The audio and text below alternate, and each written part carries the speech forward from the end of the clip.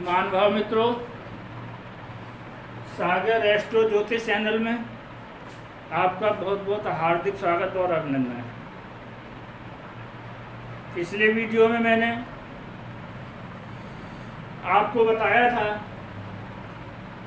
हाथ की रेखाओं के माध्यम से, हाथ के माध्यम से केंद्रीय सेवा में सेक्रेटरी का हाथ में क्या योग होता है।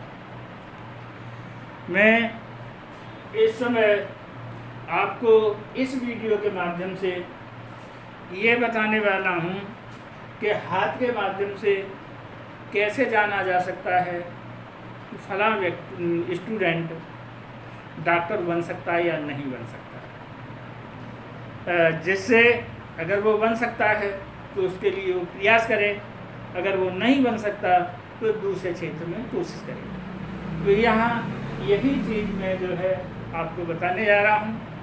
आप ध्यान दीजिए, ये एक जातक का हाथ है और इस हाथ में जो है मैं ये आपको ये योग बता रहा हूँ कि डॉक्टर बनने के क्या योग हैं, हाथ में हम क्या देखें जिससे कि पता चले कि अमुक स्टूडेंट, अमुक छात्र जो है डॉक्टर बन सकता है।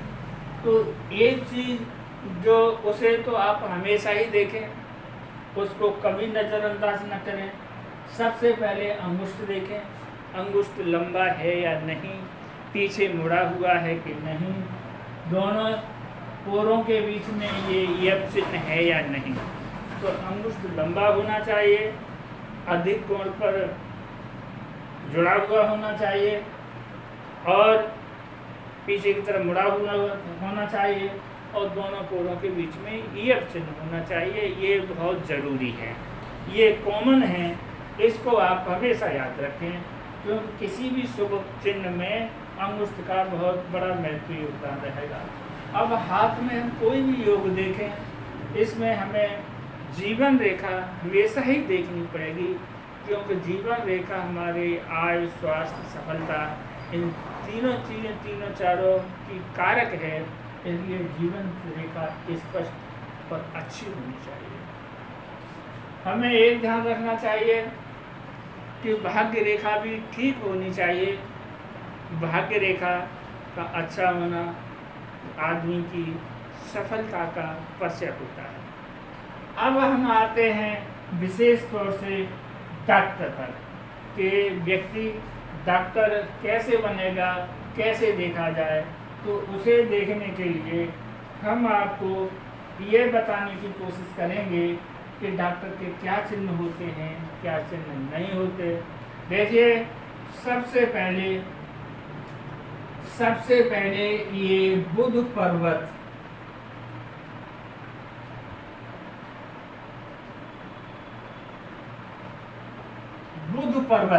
बुध पर्वत कौन सा, कैसे?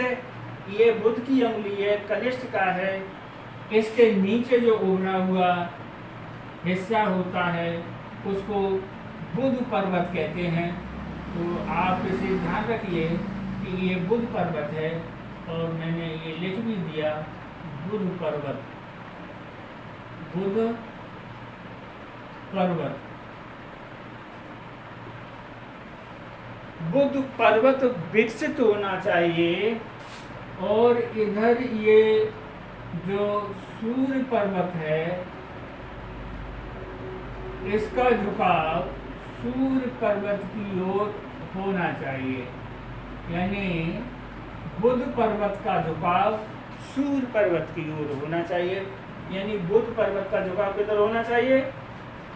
सूर्य पर्वत की ओर। ये कैसा होना चाहिए? विकसित होना चाहिए और इस पर 3-4 रेखाएं खड़ी होनी चाहिए। ये इस पर बुध पर्वत पर 3-4 रेखाएं खड़ी होनी चाहिए। इनको हम विज्ञान रेखा भी बोलते हैं। तो 3-4 रेखा खड़ी, बुध पर्वत विकसित, सूर्य की तरफ झुका हुआ। ये बुध की उंगली कनिष्ठ का ये लंबी और ऊपर नुकीली होनी चाहिए, निर्दोष होनी चाहिए, टेढ़ी मेढ़ी नहीं होनी चाहिए, निर्दोष होनी चाहिए और लंबी होनी चाहिए। और कितनी लंबी होनी चाहिए?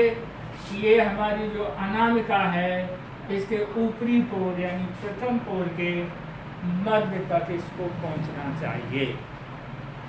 अगर ये चिन्ह किसी स्टूडेंट छात्र प्रतियोगी छात्र के हाथ में अगर ये चिन्ह है तो ऐसा स्टूडेंट या छात्र डॉक्टर बनेगा और उसे डॉक्टर बनने के लिए पूरे प्रयास करने चाहिए।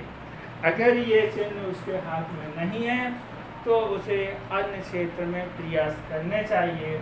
ये हस्तरेखा के माध्यम से मैंने आपको बताने की कोशिश की है, जो आप शायद मेरी बात को समझ गए होंगे, क्योंकि डॉक्टर बनने के लिए